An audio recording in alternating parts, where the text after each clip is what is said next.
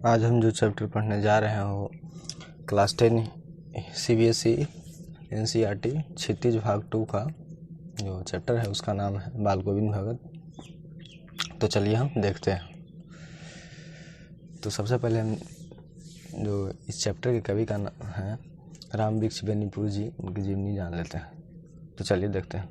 राम वृक्ष बेनीपुरी का जन्म बिहार के मुजफ्फरपुर जिले के बेनीपुर गांव में सन 1899 में हुआ। माता पिता का निधन बचपन में ही हो जाने के कारण जीवन के आरंभिक वर्ष अभावों, कठिनाइयों और संघर्षों से बीते। 10वीं तक की शिक्षा प्राप्त करने के बाद वे सन 1920 में राष्ट्रीय स्वाधीनता आंदोलन से सक्रिय रूप से जुड़ गए। कई बार जेल भी गए। उनका देहावसान सन 1968 में हुआ। 15 वर्ष की अवस्था में बेनीपुरी जी की रचनाएं पत्र पत्रिकाओं में छपने लगी। वे बेहद प्रतिभाशाली पत्रकार थे। उन्होंने अनेक दैनिक, साप्ताहिक एवं मासिक पत्र पत्रिकाओं का संपादन किया, जिनमें तरुण भारत, किसान मित्र, बालक, युवक, योगी, जनता, जनवाणी और नई धारा उल्लेखनीय है। गद्य की विविध विधाओं में उनके लेखन को व्यापक प्रतिष्ठा मिली। उनका पूरा साहित्य बेनीपुरी रचनावली के 8 खंडों में प्रकाशित है। उनकी रचना यात्रा के महत्वपूर्ण पड़ाव हैं। पतितों के देश में उपन्यास, चिंता के फूल कहानी, अम्बपाली नाटक, माटी की मूर्तें रेखाचित्र, पैरों में पंख बांधकर यात्रा वृत्तांत, जंजीरों और दीवारें संस्मरण आदि। उनकी रचनाओं में स्वाधीनता की चेतना, मनुष्यता की चिंता और इतिहास की युगानुरूप व्याख्या है। विशिष्ट शैलीकार होने के कारण उन्हें कलम का जादूगर कहा जाता है। बाल गोविंद भगत मंझले कद के गोरे चिट्ठे आदमी थे। 60 से ऊपर के ही होंगे। बाल पक गए थे। लंबी दाढ़ी या जटाजूट तो नहीं रखते थे, किंतु हमेशा उनका चेहरा सफ़ेद बालों से ही जगमग किए रहता। कपड़े बिल्कुल कम पहनते, कमर में एक लंगोटी मात्र और सिर में कबीर पंथियों की सिकन पट्टी टोपी। जब जाड़ा आता एक काली कमली ऊपर से ओढ़े रहते। मस्तक पर हमेशा चमकता हुआ रामानंदी चंदन जो नाक के एक छोर से ही औरतों की टीके की तरह शुरू होता। गले में तुलसी की जड़ों की एक बेडौल माला बांधे रहते।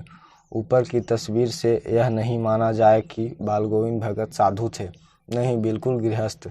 उनकी गृहिणी की तो मुझे याद नहीं। उनके बेटे और पतोहू को मैंने देखा था।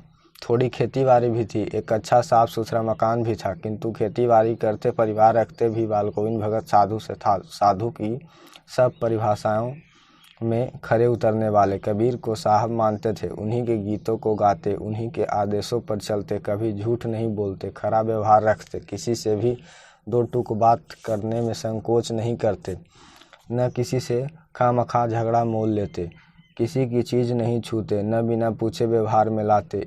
इस नियम को कभी कभी इतनी बारीकी तक ले जाते कि लोगों को कौतूहल होता। कभी वह दूसरे के खेत में शौच के लिए भी नहीं बैठते। वह गृहस्थ थे, लेकिन उनकी सब चीज़ साहब की थी।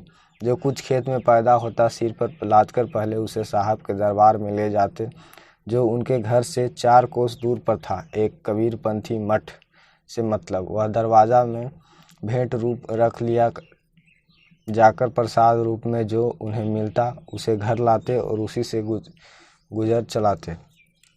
इन सब के ऊपर मैं तो मुग्ध था, उनके मधुर गान पर, जो सदा सर्वदा ही सुनने को मिलते। कबीर के वे सीधे साधे पद जो उनके कंठ से निकलकर सजीव हो उठते। आषाढ़ की रिमझिम है। समूचा गांव खेतों में उतर पड़ा है। कहीं हल चल रहे हैं, कहीं रोपनी ही हो रही है।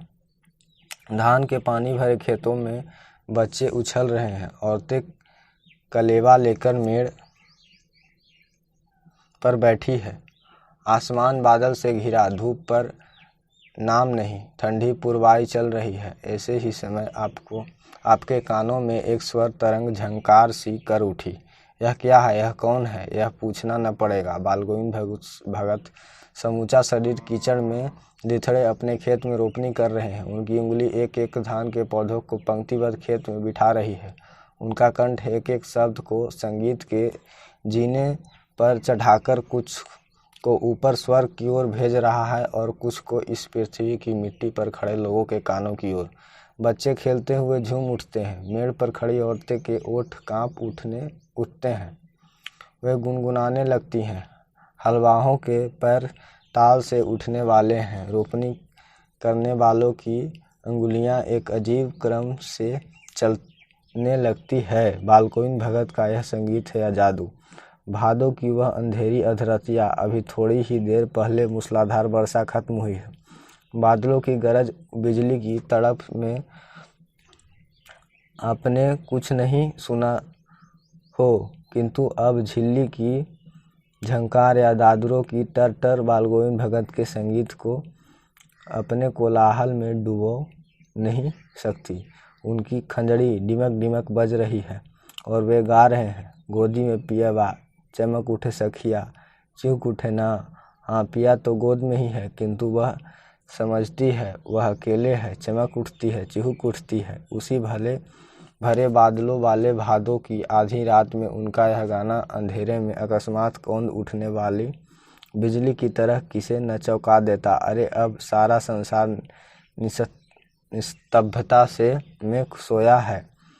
बालगोविंद भगत का संगीत जगा रहा है। तेरी गठरी में लगा चोर मुसाफिर जाग जरा, कार्तिक आया नहीं। कि बालगोविंद भगत की प्रभातियाँ शुरू हुई जो फागुन तक चला करती। इन दिनों वह सवेरे ही उठते, न जाने किस वक्त जाकर वह नदी स्नान को जाते, गांव से 2 मील दूर, वहां से नहा धोकर लौटते और गांव के बाहर ही पोखरे के नीचे भिंडे पर अपनी खंजड़ी लेकर जा बैठते और अपने गाने टेरने लगते। मैं शुरू से ही देर तक सोने वाला हूँ, किंतु एक दिन माघ की उस नाथ किटकिटाने वाली भोर में भी उनका संगीत मुझे पोखरे पर ले गया था। अभी आसमान के तारों के दीपक बुझे नहीं थे। हाँ, पूरब में लोही लग गई थी, जिसकी लालिमा को शुक्र तारा और बढ़ा रहा था। खेत, बगीचे, घर, सब पर कुहासा छा रहा था। सारा वातावरण अजीब रहस्य से आवृत मालूम पड़ता था। उस रहस्यमय वातावरण में एक कुश की चटाई पर पूरा मुंह काली कमली ओढ़े बालगोविंद भगत अपनी खंजड़ी लिए बैठे थे। उनके मुंह से शब्दों का तांता लगा था। उनकी अंगुलियां खंजड़ी पर लगातार चल रही थी। गाते गाते इतने मस्त हो जाते, इतने सुरूर में आते, उत्तेजित हो उठते कि मालूम होता अब खड़े हो जाएंगे। कमली तो बार बार सिर से नीचे खरक जाती। मैं जाड़े से कपकपा रहा था, किंतु तारे की छाँव में भी उनके मस्तक के श्रम बिंदु जब जब चमक ही पड़ते। गर्मियों में उनकी संध्या कितनी उमस भरी शाम को न शीतल करती। अपने घर के आंगन में आसन जमा बैठते। गांव के उनके कुछ प्रेमी भी जुट जाते। खंजड़ियाँ और करतालों की भरमार हो जाती। एक पद बालगोविंद भगत कह जाते, उनकी प्रेमी मंडली उसे दोहराती तिहराती। धीरे धीरे स्वर ऊंचा होने लगता। एक निश्चित ताल, एक निश्चित गति से उस ताल स्वर के चढ़ाव के साथ श्रोताओं के मन भी ऊपर उठने लगते। धीरे धीरे मन तन पर हावी हो जाता। होते होते एक क्षण ऐसा आता कि बीच में खंजड़ी लिए बालगोविंद भगत नाच रहे हैं और उनके साथ ही सबके तन और मन नृत्यशील हो उठे हैं। सारा आंगन नृत्य और संगीत से ओतप्रोत है। बालगोविंद भगत की संगीत साधना का चरम उत्कर्ष उस दिन देखा गया जिस दिन उनका बेटा मरा। इकलौता बेटा था, वह कुछ सुस्त और बोधा सा था, किंतु इसी कारण बालगोविंद भगत उसे और भी मानते। उनकी समझ में ऐसे आदमियों पर ही ज़्यादा नज़र रखनी चाहिए या प्यार करना चाहिए, क्योंकि ये निगरानी और मोहब्बत के ज़्यादा हकदार होते हैं। बड़ी साझ से उसकी शादी कराई थी। पतोहू बड़ी ही सुभग और सुशील मिली थी। घर की पूरी प्रबंधिका बनकर भगत को बहुत कुछ दुनियादारी से निवृत्त कर दिया था उसने। उसका बेटा बीमार है, इसकी खबर रखने के लोगों को कहाँ फुर्सत, किंतु मौत तो अपनी ओर सबका ध्यान खींचकर ही रहती है। हमने सुना बालगोविंद भगत का बेटा मर गया। कौतूहल बस उनके घर गया, देखकर दंग रह गया। बेटे को आंगन में एक चटाई पर लिटाकर एक सफ़ेद कपड़े में ढांक रखा है। वह कुछ फूल तो हमेशा ही रोपते रहते, उन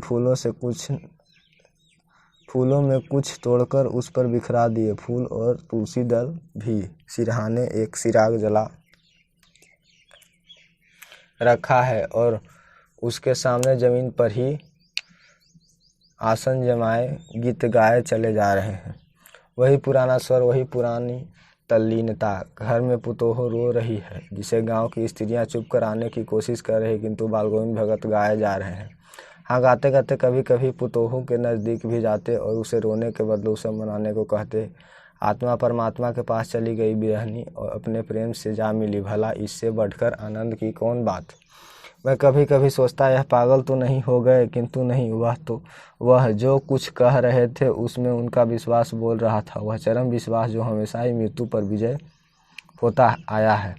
बेटे के क्रियाक्रम में तुल नहीं किया, पतोहू से ही आग दिलाई उसकी, किंतु ज्यों ही श्राद्ध की अवधि पूरी हो गई, पुतोहू के भाई को बुलाकर उसके साथ कर दिया, यह आदेश देते हुए कि इसकी दूसरी शादी कर देना। इधर पतोहू रो रो कर कहती, मैं चली जाऊंगी तो बुढ़ापे में कौन आपके लिए भोजन बनाएगा, बीमार पड़े तो कौन एक चुल्लू पानी भी देगा। मैं पैर पड़ती हूँ, मुझे अपने चरणों से अलग नहीं कीजिए। लेकिन भगत का निर्णय अटल था, तू जा, नहीं तो मैं ही इस घर को छोड़कर चल दूंगा। यह भी उनकी आखिरी दलील, और इस दलील के आगे बेचारी की क्या चलती। बालगोविंद भगत की मौत उन्हीं के अनुरूप हुई। वह हर वर्ष गंगा स्नान करने जाते। स्नान पर उतनी आस्था नहीं रखते जितना संत समागम और लोक दर्शन पर। पैदल ही जाते। करीब 30 कोस पर गंगा थी। साधु को संबल लेने का क्या हक, और गृहस्थ किसी से भिक्षा क्यों मांगे। अतः घर से खाकर चलते तो फिर घर पर ही लौटकर खाते। रास्ते भर खंजड़ी बजाते गाते, जहाँ प्यास लगती पानी पी लेते। 4-5 दिन आने जाने में लगते, किंतु इस लंबे उपवास में भी वही मस्ती। अब बुढ़ापा आ गया था, किंतु टेक वही जवानी वाली। इस बार लौटे तो तबीयत कुछ सुस्त थी। खाने पीने के बाद भी तबीयत नहीं सुधरी। थोड़ा बुखार आने लगा, किंतु नियम व्रत तो छोड़ने वाले नहीं थे। वही दोनों जून, गीत, स्नान, ध्यान, खेती बाड़ी देखना। दिन दिन खिंचने लगे। लोगों ने नहाने धोने से मना किया, आराम करने को कहा, किंतु हंसकर टाल देते रहे। उस दिन भी संध्या में गीत गाए, किंतु मालूम होता जैसे तागा टूट गया हो।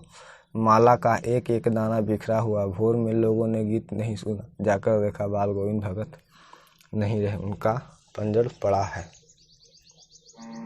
तो ये चैप्टर समाप्त हो गया। तो अगले वीडियो में हम अगले चैप्टर बनाएंगे हिंदी का किसी। तो थैंक्स फॉर वॉचिंग। देखते